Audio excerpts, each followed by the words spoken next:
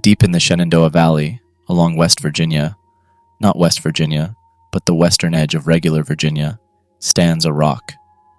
The motionless ocean waves of the Blue Ridge Mountains resolutely dominate the horizon behind this rock, framing it, casting it forth toward the viewer who stands at the base of its shallow hill. The otherwise ever-present forests of that region keep a respectful distance from the hill, leaving a wide circle of open slope so that it is impossible to sneak up on the rock. No matter who you are, no matter how skilled you might be at the arcade or with a skateboard, that tall, wise stone immediately demands your attention as you stumble into its clearing and freeze in place with awe. Only once you have paid it deference may you slowly approach. Your friends might jeer at you, but they too will make the journey up the slope in silent apprehension. I know this to be true because I myself froze with awe, gulped awkwardly, and began trudging up toward that rock in the late summer of 1998. My friends Owen and Cora initially made fun of me, but then followed in silence just the same. We had no idea it was one of the most dangerous places on Earth. There was a certain hesitation once in range, as if it would have been rude to step too close. I reached out my hand, lost my balance a little, and then found it again by flattening my palm on lichen-spotted stone. I looked up in fear, but the rock just continued to gaze calmly out over the world. I had the distinct impression I was just a blip hardly worthy of notice in its centuries-long vigil. Owen slapped a mosquito on his arm, but his eyes were on me. "It's zapping you or anything?"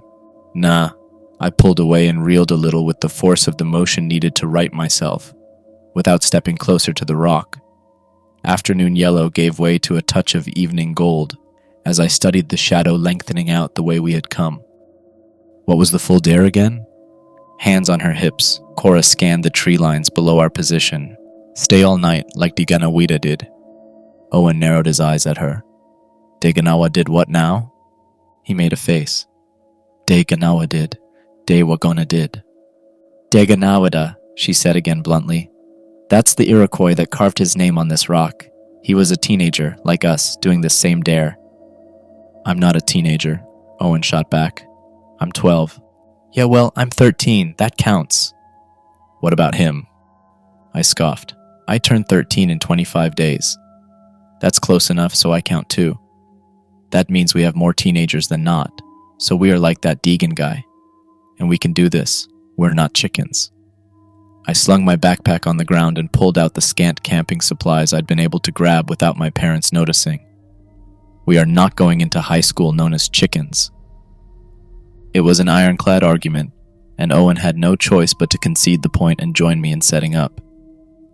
I'd brought the tent from my attic, and he and I fought against uncooperative bendy rods for a solid 15 minutes before we made real progress. Meanwhile, Cora pulled a thick book out of her backpack and stood in warm gold light while peering alternately at the rock and at the page under her thumb. "I arrived a place." She paused, flipped back and forth through the book, then said, "I came to this place." Owen grumpily raised his foot to punt the tent, but turned and kicked the air instead. Giving up for the moment, he turned and asked her, "Is that Indian writing on there?" "They're called Native Americans." "Well, did they have writing or not?" "Only one tribe did." She began to circle the rock. "Their alphabet was made of the syllables they spoke, but written down, so I have to compare 86 different symbols, one for every syllable." She moved repeatedly to get her own shadow out of the way of the carvings. Owen looked at me, but I just shrugged. She'd found an expert excuse not to help us set up. While the sun fell, we forced the tent into a reasonable approximation of a dome and stomped the pegs down at regular spots around it. As we circled and gave down high neat stomps, our setting of the pegs became an impromptu dance, and Owen fanned his hand over his mouth to make a classic Indian call. We thought we were hilarious, but Cora was not impressed. "Guys, stop messing around. The story on this rock is hella weird." Owen went over to look at it, but I hung back as an uncommon chill seemed to settle over the world. Virginia was a hot, humid, and miserable environment in summer, but sunset's breeze had brought a momentary icy bite. I followed that unseen wind with my eyes as dark gold became amber shadows. Some of the hills along the way we had hiked were still blazing to behold, but our slope was eclipsed by the Blue Ridge Mountains themselves. I glanced back their way just in time to see the crown of the tall, wise rock go dark like an extinguished candle. At that instant, a flash of bright red hit the corner of my left eye. I looked out along the treetops as they swayed in the soft winds of twilight, but there was no sign of red. I chalked it up to a brief reflection of the colors of the sun. What else could it have been? Cora got out a flashlight and held it against her shoulder with her neck, as she checked and rechecked the long engraved scrawl that circled the stone.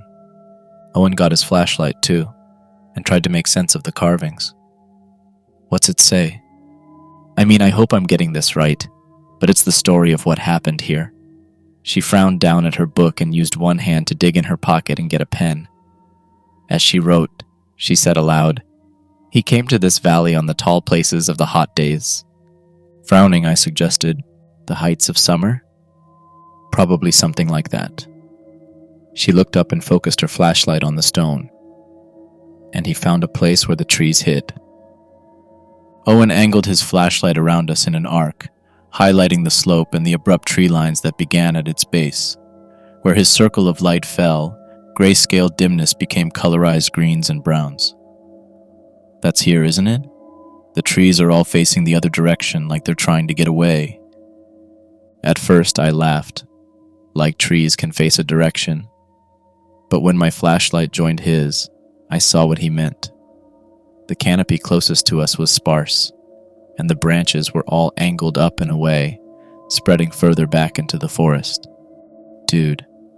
But my vision quest had led me. I had to defeat the challenge to become a man, Cora continued, scribbling and peering. So I entered the place of strangeness. The sound of a twig snapping emanated from somewhere to our left, and Owen and I both jumped before sending our beams in that direction. We stared into the tree line but saw nothing. He made a pfft noise and shrugged it off. While the sun was high, I was safe, but at night's descent... She paused. Together, Owen and I asked, "At night's descent what?" She shook her head, sending her flashlight beam jumping. "He just carved his name again. I'm not sure why." Turning back to the rock, she continued, "I built a fire and laid asleep." Acrid warmth and the distant scent of smoke passed my senses.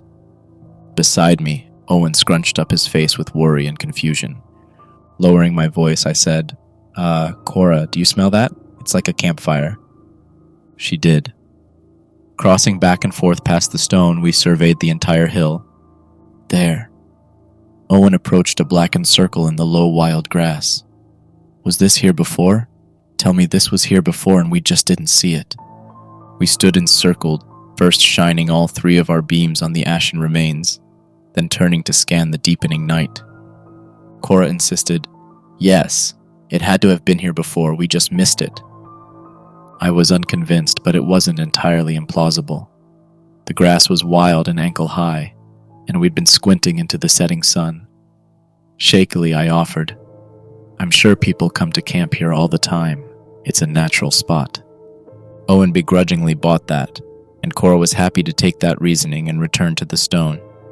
As I watched her walk toward it, a blue flash of light hit the corner of my right eye. Turning suddenly, I sought the source, but there was nothing out there.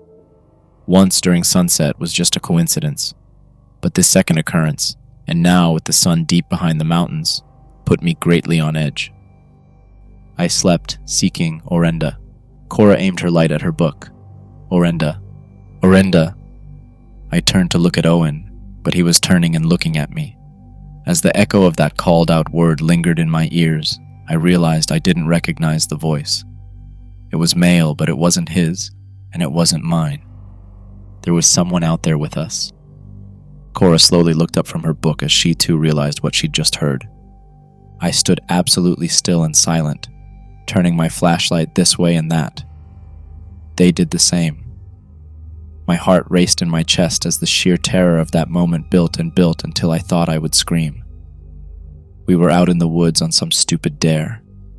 No one had any idea where we were. Each of our parents thought we were sleeping over at someone else's house. if there was someone in the dark nearby, hiding among the trees, watching us. It was an echo, Cora finally said hesitantly. Yeah, an echo. Owen breathed out a big sigh of relief. It just sounded different because of the rocks and trees and stuff. I chose to accept that outwardly, but I was not relieved. Can we leave that stone alone now? We are not helping ourselves by reading those carvings. They obliged, but we were left with a powerful sense of unease. We certainly couldn't hike back to civilization at night, so our only choice was to climb into the tent, zip everything up, and hope there wasn't really anyone out there. If there was, we had to hope it was just a prankster. Yeah, I liked that idea. Maybe it was one of the older kids that had dared us to do this. Sure, they'd spooked us, but now they had to sit out in the creepy woods at night all alone. At some point, as I sat listening to every rustle and snap outside, I looked to my left and saw myself. I was sleeping sitting up, back to Owen and Cora, who had also fallen asleep. They too were outside themselves, and we stood up in confusion together. Somehow we moved right through the tent, and we were able to see the slope and the stone. Stranger still, the colors were all wrong. The wild grass glowed dimly. The tall, wise rock was bright and free of lichen, and the stars were purple. Around the curve of the hill, where we'd seen the ashes, there now flickered a low campfire. A young man lay sleeping, but also standing above himself, and his gaze turned upon us with surprise. A flash of red light somewhere nearby caused me to startle awake, and Owen and Cora began to move because of me. Before I even had a chance to process what I'd seen, I realized aloud, the light is coming closer. All right, what the heck is going on here? Owen demanded, his voice tinged with overt fear. You guys saw that, right? That guy? Cora asked, her eyes haunted above a suddenly lit flashlight. That was super freaky. That had to be him, right? Owen asked, looking to me. Daganawa dude, how did we see him? How did we see each other? Cora was unzipping the tent and dashing out into the night before we could say anything. Following her, Owen and I shined our lights around guardedly while she began to study the stone again. This Orenda thing, she said hurriedly while glancing down at her book. It means essence or spirit or dream world. Owen stared. As if. I'm serious. And this next row of carvings says, in Orenda, I saw 3 strangers arrive to witness my challenge with the black snake. The black snake? On a strange notion, I walked slightly away from Owen and Cora as they continued to argue over the meaning of that particular string of words. My subconscious had been nagging me for quite some time, and I was overcome with a feeling that I needed to decipher the source of the strange lights out in the forest before it was too late. Oh, well then. I took a step back while staring down. Guys, I don't think Deganawida is going to beat that black snake. They came over and stared with me. There in the loam was the upper portion of an open-mouthed skull. It was the first time I'd ever seen death in real life, rather than on television, and I shuddered to think that a human being had actually died, fallen there, and then sunk into the soil over the years. Do you think we should warn him? Owen asked. Cora snorted. He's been dead for like 500 years. How could we possibly warn him? I don't know. Maybe we could see him in our dream again. I'm not falling asleep on purpose out here. Do you want to? Owen shook his head at that idea.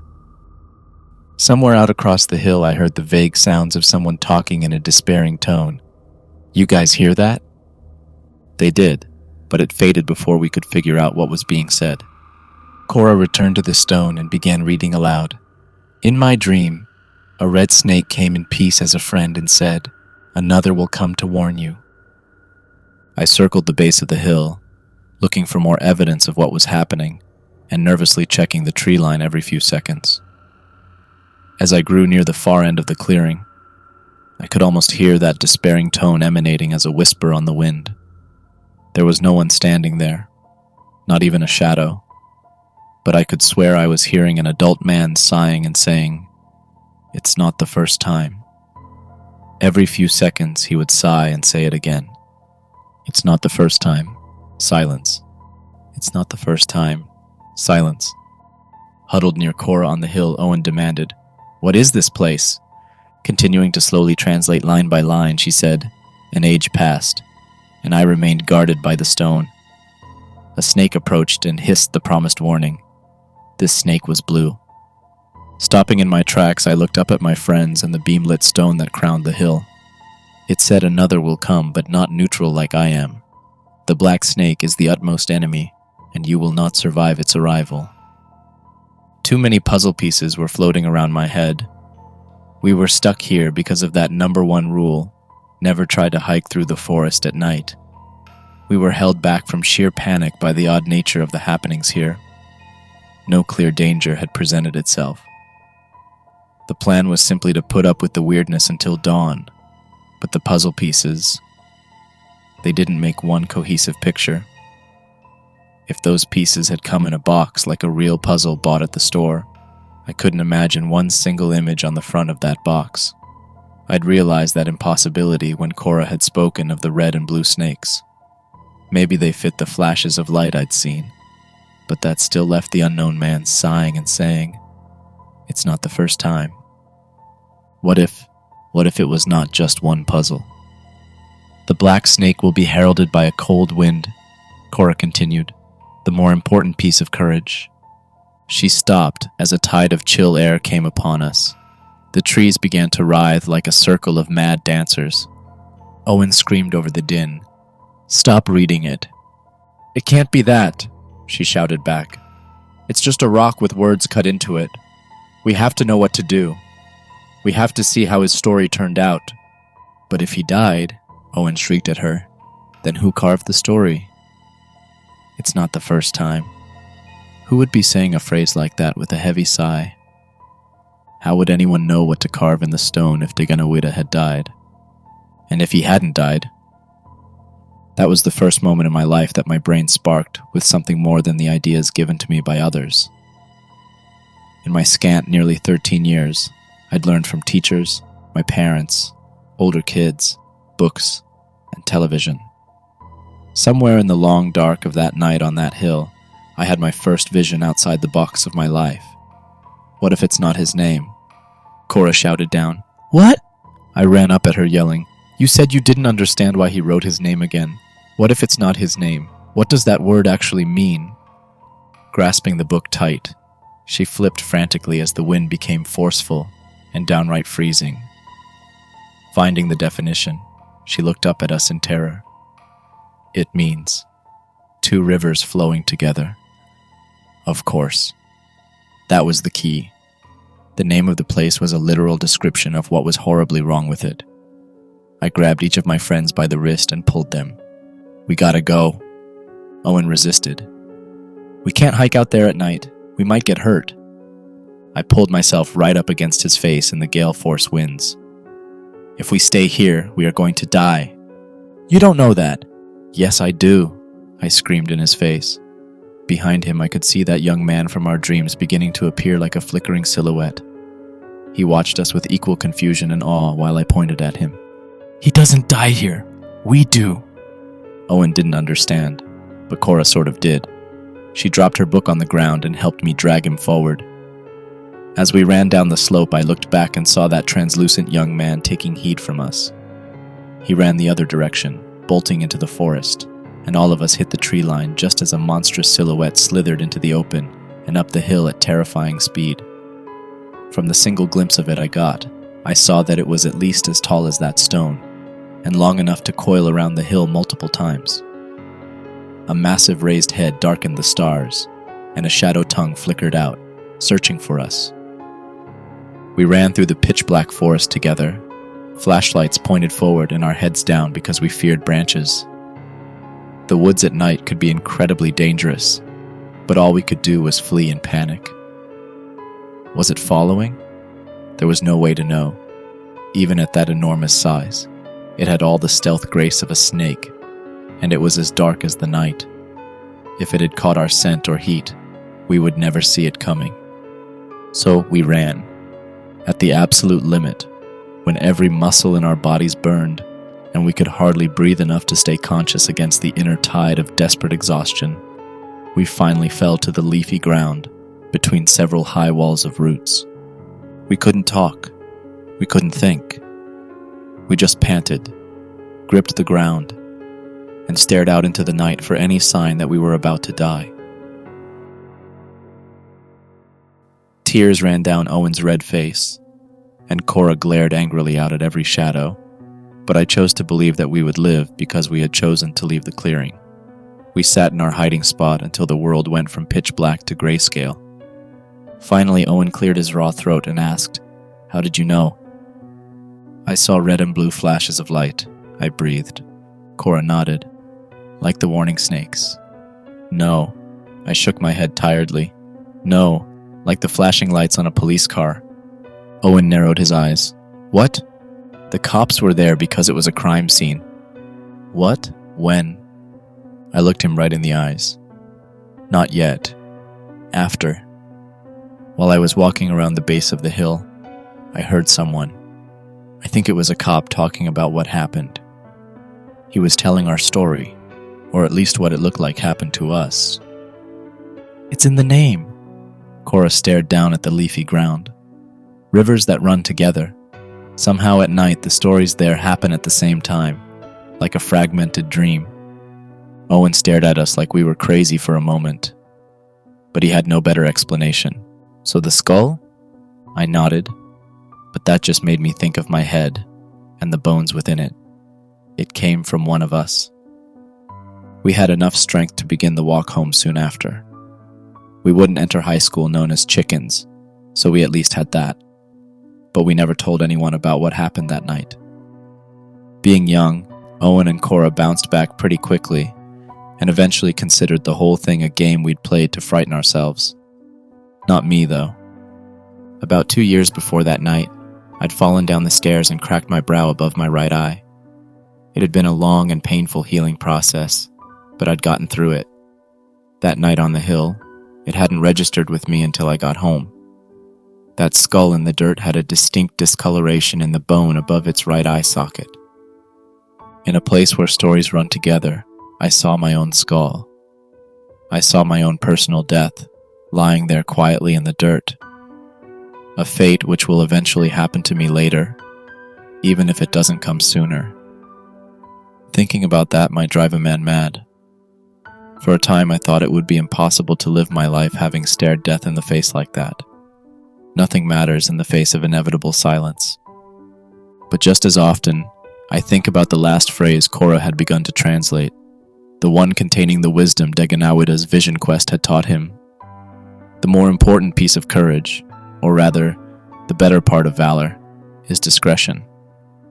Instead of ignoring the warnings and staying to fight because he thought it would make him a man, he took our example and chose a smarter path. Apparently, according to the history books, he went on after that to become a great peacemaker. And toward the end of his life, he had the Oneida tribe, his new allies, the people of the Standing Stone, erect a marker at the place where he earned his name. It was they who carved his story into it, using symbols from a private book he never let anyone else read while he was alive. Deganawida went on to do great things, but he, like everyone else, ended up dead. Stories that go on long enough always have the same ending. So, instead of obsessing over my own mortality, day in and day out, I choose to run away. I know my fate, and all our fates. I know I'm going to die someday and wind up lying in the dirt eaten by worms. But it doesn't bother me because I just don't think about it. You should try it. I guarantee somewhere out there, in some place or time, someone is telling your story too. It's happening right now, at this very moment. To them, we're long gone.